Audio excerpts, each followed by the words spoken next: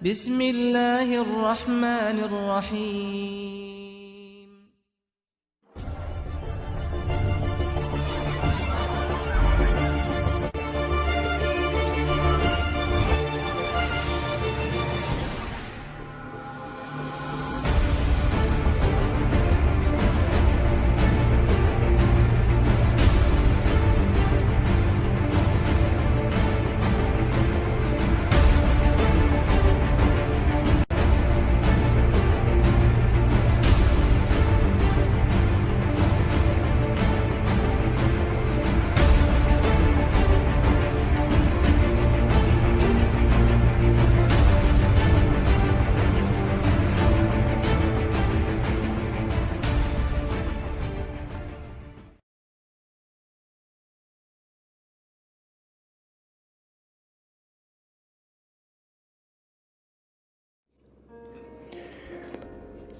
Setiap Kristen, baik Katolik, Protestan, bahkan Ortodoks sekalipun, pasti pernah mengikrarkan pengakuan iman. Mereka sebut credo atau syahadat yang menyatakan kepercayaan mereka atas naiknya Yesus Kristus, peace be upon him, ke surga.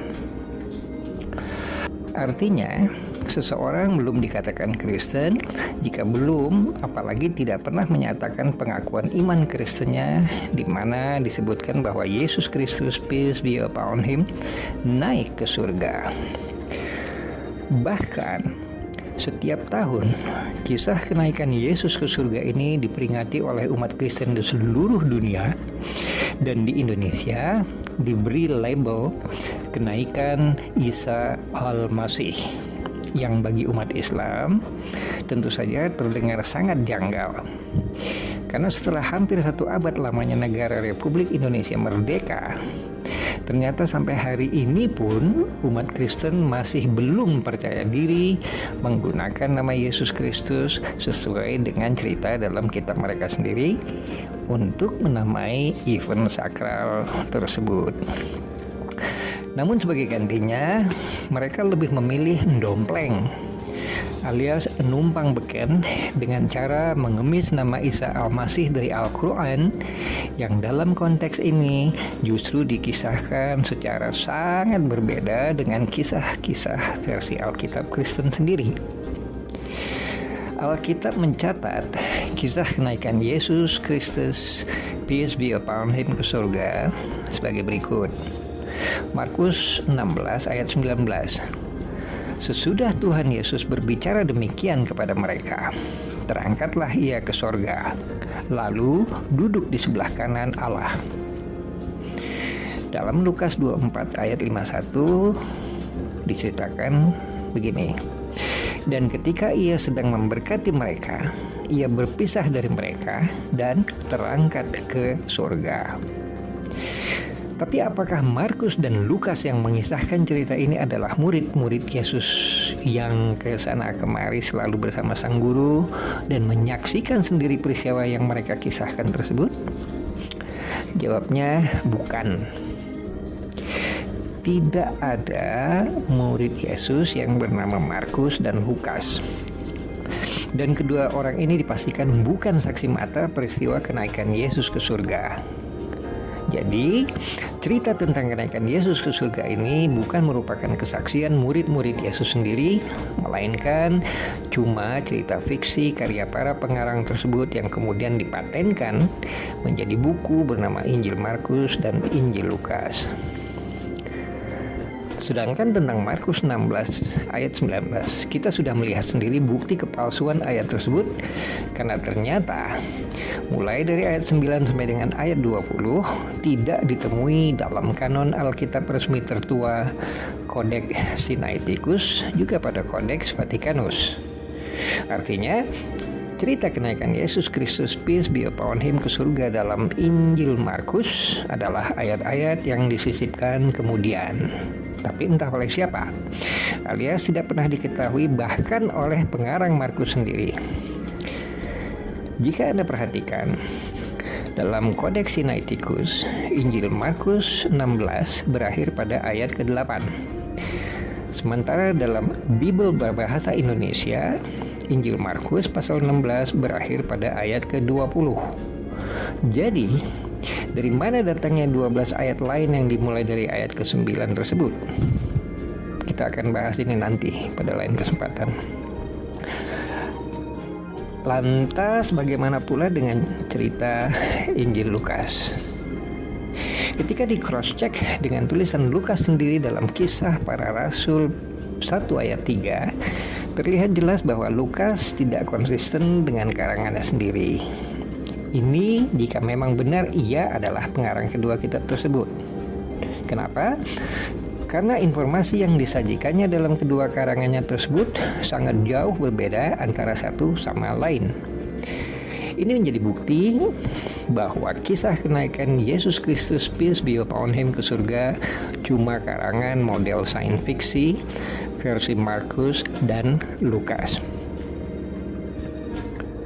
Dalam Lukas 24 ayat 29 disebutkan bahwa setelah bertemu sang guru, murid-murid Yesus Kristus peace be upon him mendesaknya untuk bermalam bersama mereka karena hari telah senja, yakni menjelang malam. Di sana tertulis, tetapi mereka sangat mendesaknya. Katanya, tinggallah bersama-sama kami, sebab hari telah menjelang malam dan matahari hampir terbenam. Lalu masuklah ia untuk tinggal bersama-sama dengan mereka. Pada ayat-ayat berikutnya, terutama dalam Lukas 24 ayat 36-50, diceritakan bahwa Yesus Kristus peace be upon him menemui ke-11 muridnya menjelang petang di hari yang sama dengan hari kebangkitannya, yakni hari Minggu. Seperti disebutkan lebih dulu dalam Lukas 24 ayat 29. Dan peristiwa kenaikannya pun terjadi pada hari itu juga setelah ia puas menyantap ikan goreng dan memberkati ke-11 muridnya. Sementara pada tulisan Lukas dalam kitab Para Rasul diceritakan bahwa Yesus Kristus peace be upon him berulang kali menampakkan diri kepada 11 muridnya selama 40 hari.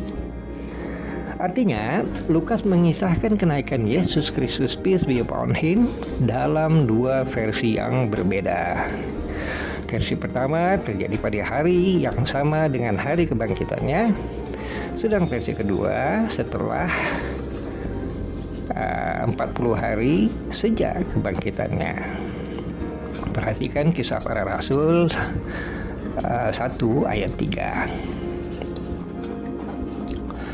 Kepada mereka ia menunjukkan dirinya setelah penderitaannya selesai, dan dengan banyak tanda ia membuktikan bahwa ia hidup. Jadi Yesus tidak mati ya. Sebab selama 40 hari ia berulang-ulang menampakkan diri dan berbicara kepada mereka tentang kerajaan Allah. Nyata ya, ayat ini menyebutkan bahwa ia hidup. Artinya Yesus tidak pernah mati. Nah, berdasarkan cerita tidak jelas inilah kemudian kenaikan Yesus Kristus peace be upon him dirayakan oleh pengikut Paulus setiap tahunnya. Entah sejak kapan, tapi sampai sekarang ini. Perihal kebohongan kebangkitan dan kenaikan Yesus Kristus peace be upon him semakin parah dengan adanya blunder tambahan dari Paulus yang menerangkan bahwa menurut versinya kenaikan Yesus Kristus peace be upon him terjadi setelah beliau menampakkan diri kepada ke-12 muridnya. Catat ya, ke-12 muridnya. Ini dapat kita periksa sendiri dalam 1 Korintus 15 ayat 5, di mana Paulus menuliskan bahwa ia telah menampakkan diri kepada Kefas dan kemudian kepada ke-12 muridnya. Padahal setelah dugaan terjadinya penyaliban, murid Yesus Kristus peace be upon him hanya tinggal 11 orang. Sebab menurut Matius, Yudas Iskariot, salah satu murid beliau, dikisahkan mati gantung diri karena menyesal telah menerima suap dari para imam Taurat setelah mengetahui hukuman yang kemudian dijatuhkan kepada sang guru adalah hukuman mati di tiang salib. Perhatikan catatan Matius 27 ayat 3-5. Pada waktu Yudas yang menyerahkan dia melihat bahwa Yesus telah dijatuhi hukuman mati, menyesallah ia. Lalu ia mengembalikan uang yang 30 perak itu kepada imam-imam kepala dan tua-tua dan berkata, "Aku telah berdosa karena menyerahkan darah orang yang tidak bersalah." Tetapi jawab mereka, "Apa urusan kami dengan itu? Itu urusanmu sendiri." Maka ia pun melemparkan uang perak itu ke dalam bait suci, lalu pergi dari situ dan menggantung diri. Sebagian umat Kristen merespon ketidakberesan ini dengan berdalih bahwa sesaat setelah penyaliban Yesus, ke-11 muridnya mengangkat satu orang murid lagi untuk menggenapi jumlah mereka supaya tetap 12 orang. Tapi logika kita tidak dapat menerima alasan ini, sebab pengangkatan murid baru tersebut seharusnya dilakukan oleh sang guru, bukan oleh sesama murid. Yang lebih jauh lagi, sebenarnya sama sekali tidak ada relevansinya dengan seluruh alur cerita penyaliban Yesus, kecuali untuk menutupi blunder yang dilakukan oleh Paulus. Dari sedikit keterangan ini, terbukti bahwa kredo atau syahadat pengakuan iman yang diikrarkan oleh setiap pengikut Paulus sesungguhnya cuma bersandar pada dongeng pengarang Injil Markus dan Lukas yang tidak pernah menjadi murid Yesus Kristus, peace be upon him. Tapi hebatnya berhasil dipertahankan oleh kroni Paulus lebih dari 19 abad lamanya. Sampai di sini ada yang lebih aneh lagi atau tidak? Jawabnya ada, yaitu apa kata pengarang Injil kanon lainnya, yakni Matius dan Yohanes tentang kenaikan Yesus ke surga ini. Ternyata kedua pengarang Injil Matius dan Yohanes sama-sama bungkam. Mereka benar-benar diam 1000 bahasa karena nampaknya tidak pernah mendengar cerita aneh bin ajaib tersebut. Atau sangat boleh jadi justru sangat mengetahui bahwa cerita itu sebenarnya tidak pernah terjadi. Itulah sebabnya kenapa mereka sama-sama tidak menuliskan barang satu kata pun tentang legenda kenaikan Yesus Kristus, peace be upon him, ke surga. Padahal jika ditelusuri berdasarkan perakiraan waktu penulisan Injil kanonik dalam Perjanjian Baru tersebut, menurut literatur Kristen, Injil Matius ditulis setelah Injil Markus selesai. Demikian pula dengan Injil Yohanes, ditulis setelah Injil Lukas selesai. Artinya, kedua pengarang ini, Matius dan Yohanes, sama-sama mengetahui cerita di atas dari masing-masing kitab karangan pendahulunya. Tapi toh nyatanya mereka lebih memilih tutup mulut daripada menceritakan sebuah cerita fiksi yang sangat diragukan memang benar pernah terjadi. Dari sini timbul pertanyaan, bukankah keempat pengarang Injil kanon ini konon katanya dibimbing langsung oleh Roh Kudus atau oleh salah satu dari 3 Tuhan Trinitas sendiri, sehingga mustahil bisa salah dalam memberikan informasi atau ilham? Sebentar. Ilham apanya? Jika benar Roh Kudus adalah pembimbing dan sumber ilham keempat pengarang Injil, kenapa dalam urusan kenaikan Yesus Kristus, peace be upon him, ke surga ini, dia cuma mengilhami pengarang Markus dan Lukas saja? Itu pun nyatanya salah. Sebab apa yang ditulis oleh Lukas dalam Injil Lukas dan yang ditulisnya dalam Kisah Para Rasul terbukti menginformasikan berita yang sama sekali berbeda. Ini menunjukkan indikasi sangat kuat bahwa sebenarnya Roh Kudus itu tidak pernah ada. Sedangkan berdasarkan fatal error yang dilakukan oleh Lukas dalam kedua tulisannya, cerita hebat tentang para pengarang Injil dibimbing oleh Roh Kudus terbukti cuma pepesan kosong doang. Adapun tentang kenapa Lukas selalu saja ngaco dalam memberikan informasi tentang berbagai hal penting yang kerap bertubrukan dengan pengarang Injil kanon lainnya, sebetulnya tidak perlu diherankan. Sebab sejak baris pertama yang ditulisnya dalam Injil bernama Lukas itu, si pengarang sudah mengaku bahwa seluruh cerita yang ada dalam bukunya cuma hasil nguping kabar burung dari kanan kiri.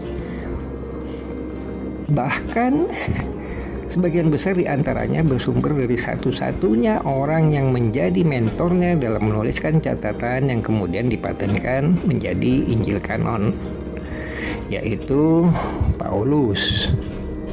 Begini pengakuannya. Lukas 1 ayat 1-4.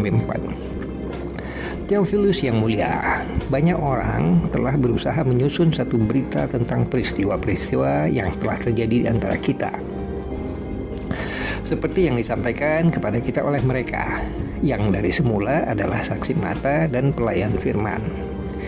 Karena itu, setelah aku menyelidiki segala peristiwa itu dengan seksama dari asal mulanya, aku mengambil keputusan untuk membukukannya dengan teratur bagimu, supaya engkau dapat mengetahui bahwa segala sesuatu yang diajarkan kepadamu sungguh benar.